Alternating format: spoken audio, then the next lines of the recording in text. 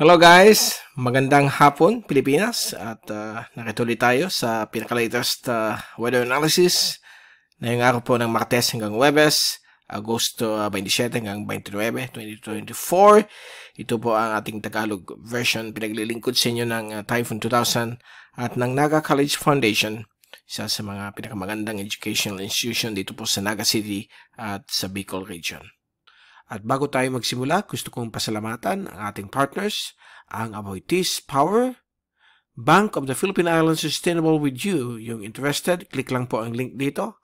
Or kapag kayo po ay nanonood sa Facebook channel, meron pong link doon sa description patungo sa BPI Sustainable with You.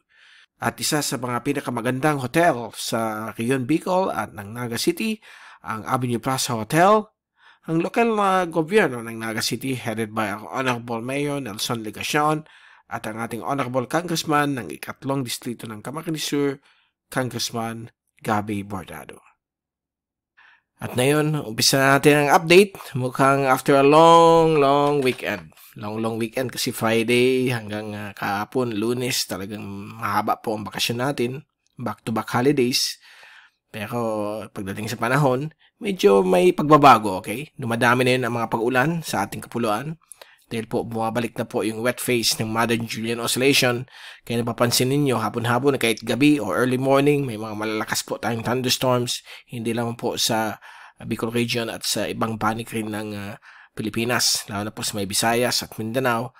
At nagkakaroon na po na yun ng konting enhancement dahil po balik ng wet phase ng Modern Julian Oscillation. Kahit malayo yung bagyong si Shanshan na dumadaan na yun sa may hilagang Ryukyu, ay nagkakaroon po ito ng konting paghila. Okay? Kaya meron tayong mild na habagat. Okay? Katamtaman. Dito po sa may bahagi po ng Mimaropa, Kanluran, Kabisayaan, kasama po ang Negros Island Region, Kanluran, Mindanao, at umaabot na rin dito sa Kabikulan. Okay? Kaya makikita ninyo yung hangin, may konting hangin na up to 40 kph. Galing po sa southwest po yan, o south. So, saan po yan? Meron tayong konting efekto mula sa habagat. At nagsimula yan nung linggo at lalo lumakas po kahapon. But yung mga low-lying areas, paulit-ulit po natin sinasabi, mag-ingat po at may mga posibilidad na mga pagbabaha, mga flash floods kapag mayroon pong malalakas na thunderstorms. At mag-ingat rin sa mga kidlat na posibleng tumama kapag may dumadaan itong mga thunderstorms. So ito po yung graph SAT na ginawa natin kahapon. Valid po ito hanggang ngayon. Mamaya gagawa tayong bago. Yan po si Shanshan. Biglang bumagal dahil po mag-start na po siya mag-recurve. At inaasahan pong magla-landfall po ito sa may Kagoshima, sa may Kyushu, sa Japan. Okay? Sa loob ng 48 at 72 oras. So yan po ang mild na habagat. So, nagpapaulan yan sa ating kapuluan. Kahit na umaga, may mga ulan. So, gaya na sinabi ko, mag-ingat lang po.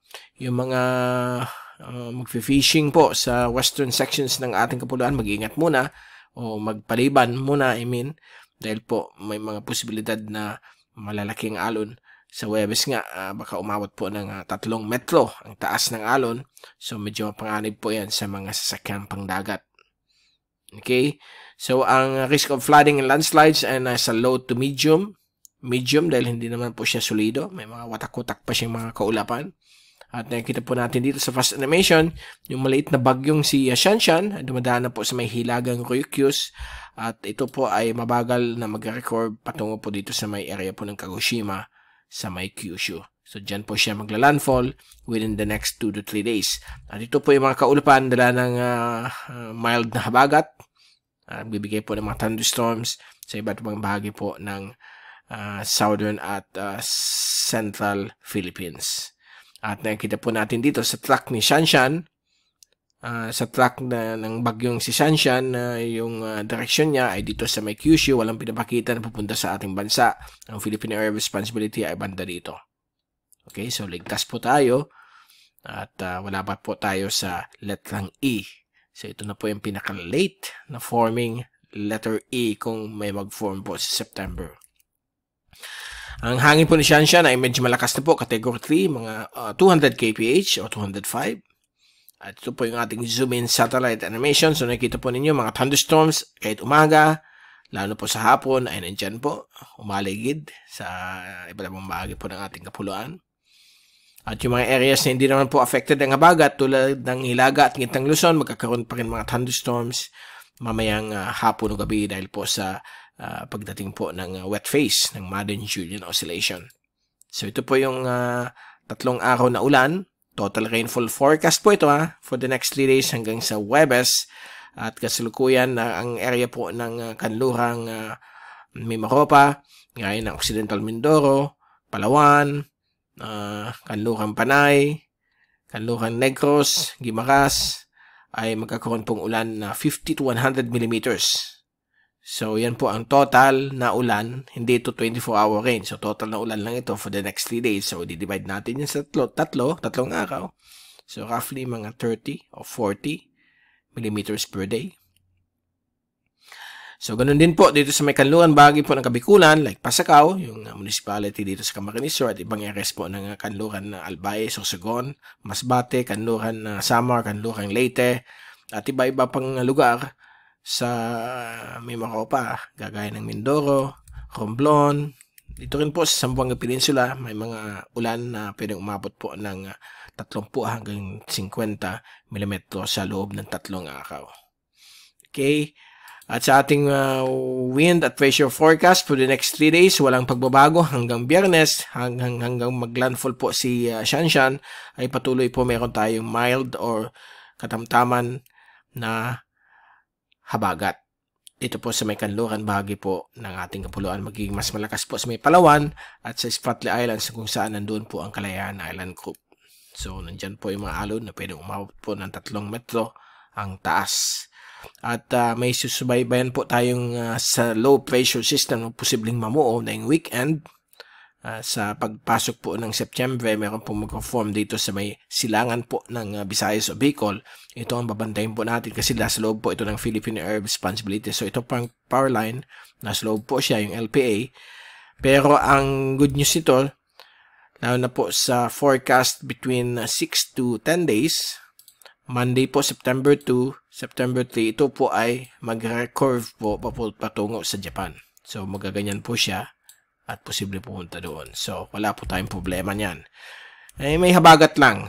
Panahon pa rin kasi tayo ng habagat. Kahit na September, ay ma-feel po pa rin natin yung epekto ng hanging habagat sa ating kapuluan. So, mag-ingat po tayo sa mga nasa may Mimaropa area. Mag-ingat sa mga biglaang pagbabaha pag mayroon pong malalakas na thunderstorms na ng hanging habagat. So, yan lamang po ang pinapakita ng European model. Hindi tayo masyadong tumitingin sa American model kasi yung mga long range forecast nila, medium to long range, ay pumapalya. Ang European model, tested na po yan. Okay, at sa ating wave forecast, na yung araw na ito, ang buong Pilipinas ay mukhang nasa 1 to 1.5 meters ang malalaking pag-alon. Gayon din po sa may inland waters, umabot ng 1 meter. At dito po sa may West Philippine Sea, kasama po ang Spratly at Kalayaan Island Group. Ang problema lang nito, pagdating po ng Huwebes, ayan po, magiging pink, okay, o violet. Excuse me, violet ang alon. So, pwedeng umabot po ng 3 metro po ang laki. So, moderate po yan to rough. So, medyo delikado po sa mga maliliit na sasakyan pang dagat. So, avoid muna po sa araw po ng Miyerkules, Huwebes, pati na rin sa Biyernes, kasi malalaki pong alon dyan sa kanluran ng Palawan, yung mga mangingisda na nanonood sa atin at sumusubaybay sa ating updates. Mag-ingat po muna dyan sa may West Philippine Sea na yung Miyerkules, Huwebes at Biyernes kasi medyo lalaki ang alon dyan dahil sa pag-ibayo ng mild na habagat. Okay? And then, pagdating ng Friday, hina naman po siya. Pero medyo malaki pa rin ang alon dyan. Umabot ng 2 meters. Okay? Dito naman sa may East Philippine Sea, 1 meter. Balik sa 1 meter. Dito sa inland waters, up to 1 meter din. Okay? So, take all necessary precautions. Mag-ingat po. Lalo na pag hapon o gabi, huwag mo nang pumalaot. Dahil nandiyan po yung mga thunderstorms. Kahit na mababa ang alon, magkakaroon po ng mga rogue waves. Yung mga biglaang paglaki ng alon. Hindi po yan na-forecast. So, mabuti yung lagi tayong handa. Okay? Ngayon, sa Madden Julian Oscillation, ito yung dahilan kung bakit sinasabi ko papunta tayo sa wet phase. Itong outgoing long wave radiation anomalies, latest na yon mula sa NOAA as of August 27, pero ito 2 days ago. Ito yung latest. Mukhang umaabot na yon yung wet phase. Ito po yung kulay blue, light blue. Nandito po ang area ng Pilipinas.